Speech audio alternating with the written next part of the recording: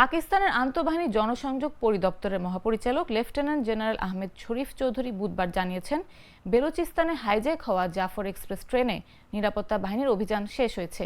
এর পাশাপাশি ঘটনাস্থলে থাকা ৩৩ হামলাকারীর সবাই নিহত হয়েছেন। বুধবার এক প্রতিবেদনে এমন তথ্য উল্লেখ করেছে পাকিস্তানি সংবাদ মাধ্যম ডনের ওই প্রতিবেদনে আরও বলা হয়, ট্রেনটিতে জিম্মি সব যাত্রীকে উদ্ধার করা হয়েছে। নিহত ২১ যাত্রীর সবাইকে নিরাপত্তা বাহিনীর অভিযান শুরুর আগেই হত্যা করে সন্ত্রাসীরা। এছাড়াও পাকিস্তান ফ্রন্টিয়ার কর্পসের ৪ সদস্য অভিযান চলাকালে নিহত হন।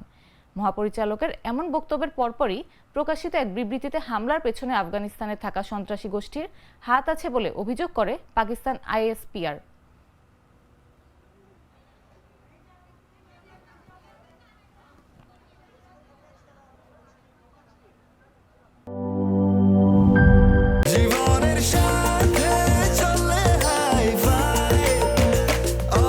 স্বাস্থ্যকর অল টাইম, সব সময় অল টাইম হেলদি লাইফ।